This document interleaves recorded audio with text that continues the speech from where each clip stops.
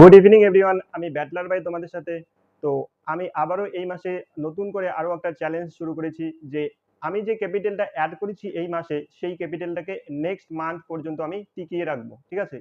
এভাবে যদি আমি 3 মাসের মতন আমার এই ক্যাপিটালটাকে যে ক্যাপিটালটা অ্যাড করব টিকিয়ে রাখতে পারি, তবেই আমি ভাববো যে হ্যাঁ, আমি আমার ট্রেডিং সম্পর্কে কিছু হলেও নলেজ আমি গেইন করেছি এই গত 2 বছরে, ঠিক আছে?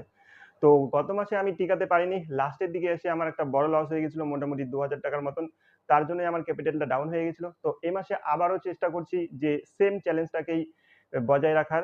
ঠিক আছে? তো কতটা করতে পারবো জানি না। ভবিষ্যতের দিনগুলোতে দেখা যাবে কি হয়।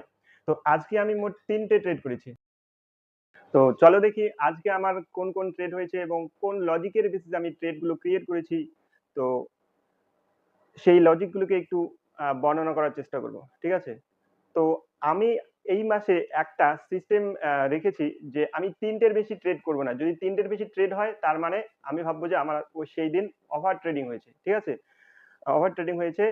আর গত মাসের আমি ভুলগুলোকে এনালাইজ করে আমি এটা দেখতে পেয়েছি যে আমার লসের মেইন কারণ ওভার ট্রেডিং। ১ নম্বর ওভার ট্রেডিং, ২ নম্বর হোল্ডিং। এই দুটো জিনিসকে যদি আমি এভয়েড করতে পারি, আশা করছি আমি ভবিষ্যতের দিনগুলোতে আমি প্রফিটেবল হতে পারবো। ঠিক আছে? তো এই মাসের ফার্স্ট দিন আজকে। তো ফার্স্ট দিনে কোন ট্রেড নিলাম এবং কোন লজিকের বেসিসে আমি আজকে ট্রেডগুলো নিলাম, চলো দেখি। আজকে আমি মোট ৩ টে ট্রেড নিয়েছি। তো ৩ টে ট্রেডের মধ্যে ফার্স্ট ট্রেডটার কথা যদি বলো তোমরা, এটা আমি দেখো, এটা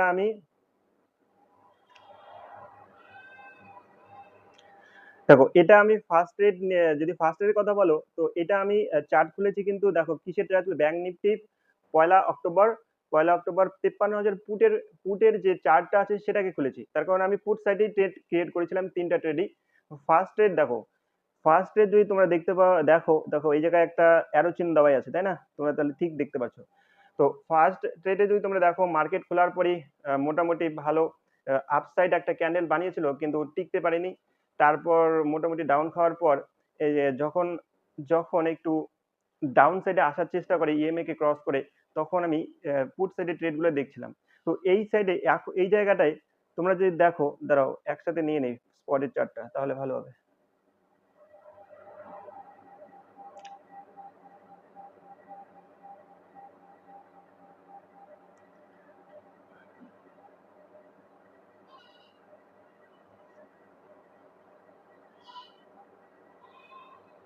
তো তোমরা যদি স্পটের চার্টটাকে দেখো মার্কেট ভালো একটা বুলিশ ক্যান্ডেল বানানোর পরেও কি হয়েছে, সেখানে টিকতে পারেনি। এই জায়গা থেকে আবার উপরে একটা রেজিস্ট্যান্স ছিল, ওখান থেকে আবার ডাউন খাচ্ছিল এবং যখন এই যে এই ক্যান্ডেলটা দেখো কত নম্বর ক্যান্ডেলে আমি ট্রেডটা নিয়েছি দেখো, আমি দেখাচ্ছি।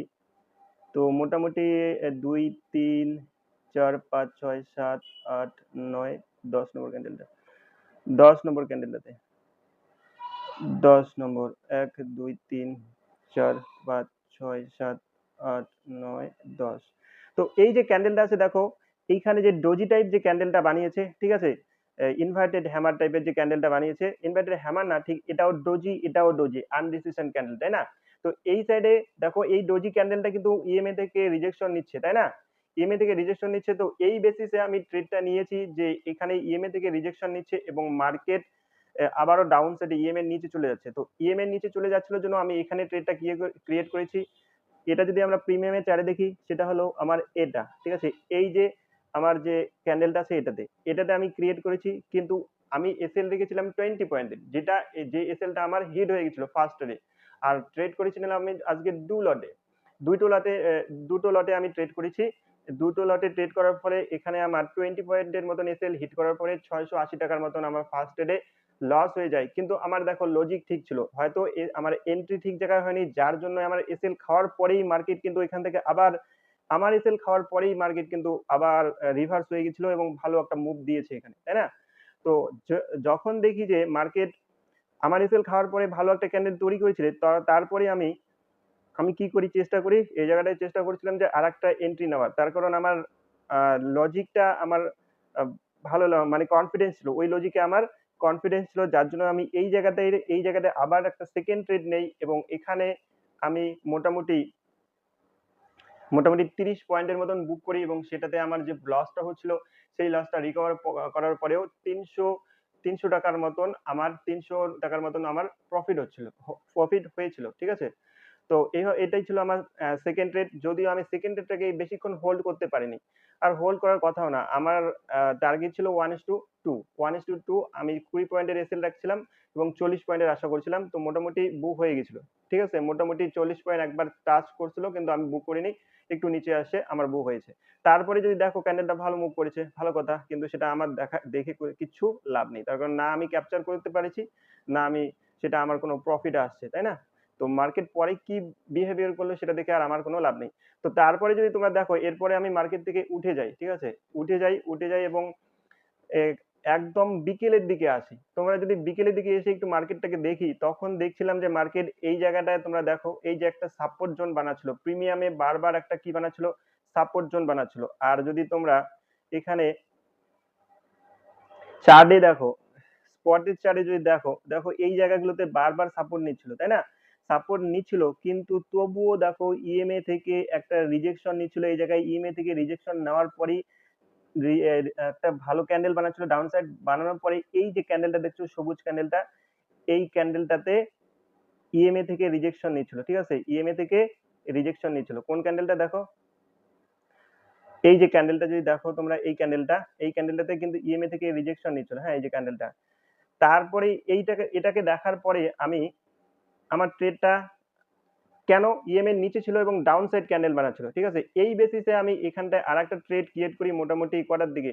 2:30 থেকে পৌনে 3টার দিকে আমি একটা ট্রেড ক্রিয়েট করেছিলাম এবং এই ট্রেডে আমি মোটামুটি ৳11 মতন প্রফিট করি। এখানটায় আমি ৳60 এন্ট্রি নিয়েছিলাম। মানে বাই করেছিলাম এবং ৳70 কাছাকাছি সেটাকে বিক্রি করেছিলাম। যদিও সেটা পরে আরো অনেকটা গিয়েছিল কিন্তু সেটা দেখে আমার কি হবে? আমি তো আর সেটাকে বুক করতে পারিনি, তাই না? তো এই ছিল আমার ট্রেড এবং এই ট্রেড লজিক কি ছিল? 3rd ট্রেডের ইএমএ তে এখানে বারবার সাপোর্ট নিচ্ছিল। তোমরা যদি দেখো সকালে একবার সাপোর্ট নিয়েছে সেম লেভেলে পুট সাইডের ইএমএ তে পুট সাইডে প্রিমিয়ামে সরি ইএমএ না প্রিমিয়ামে তোমরা যদি দেখো বারবার সাপোর্ট নিচ্ছিল। সকাল একটা সাপোর্ট নিয়েছিল, তারপর দুপুরের দিকে একটা সাপোর্ট নিয়েছিল এবং বিকেলের দিকে এসে আবারও সাপোর্ট নিচ্ছিল। তো এটা দেখার পরেই আমি এই ট্রেডটাকে এখানে বাই করি এবং এখানে মোটামুটি 10 পয়েন্টের মতন এসএল রেখেছিলাম। বেশি এসএল রাখিনি। কারণ যদি আবার এটাকে ব্রেক করতো তাহলে ভালো ব্রেক করতো। ঠিক আছে? তো তার জন্যই এখানে যদিও মার্কেট এখানে ব্রেক করতে পারেনি, নিচে যায়নি। আমার ফেভারে চলে আসছিল এবং আমার একটা মোটামুটি 10 থেকে 11 পয়েন্ট বুক করি 2 লটে। তো এখানেও মোটামুটি 300 থেকে ৳350 মতন বুক হয় এবং ওভারঅল আমার আজকের পিএন এ ৳624 মতন আমার প্রফিট শো করছে। ঠিক আছে? যদিও সেখানে ট্যাক্স আছে এবং আমার ব্রোকারেজ চার্জটাকে মোটামুটি ৳150 টোটাল ৳150 চলে যাবে। ঠিক আছে? তো ওভারঅল 500 সামথিং 500 অ্যাবভ সামথিং কিছু থাকবে। তো এই হলো আমার ট্রেড এবং আমি এই মাসে আবারও যে চ্যালেঞ্জটা নিয়েছি চেষ্টা করব যথাসম্ভব আমি চেষ্টা করব সেটাকে পালন করার এবং আমি দুটো রুলস রেখেছি। এই মাসে দুটো রুলস। আমি ৩টের বেশি ট্রেড করব না। যদি ৩টের বেশি ট্রেড করি তার মানে আমি ওভার ট্রেড করেছি আজকে। আর 2nd রুলস হলো আমি ট্রেডকে হোল্ড করব না বেশিক্ষণ। বেশিক্ষণ হোল্ড করলে আমি দেখেছি গত মাসে আমি হোল্ড করে ৳২,০০০ গেছে ২ দিন। একদম ফার্স্ট ক্যান্ডেল কিনেছিলাম একদম লাস্টে এসে বিক্রি করেছিলাম। এভাবে কোনো কিচ্ছু হয়নি আমার উল্টো লস হয়েছিল। ঠিক আছে? তো এই হলো আমার ট্রেড, আজকের ট্রেড এবং বাকি দিনগুলোতে আমি কতটা ভালো মতন ট্রেড করতে পারি এটাই দেখার বাকি এখন।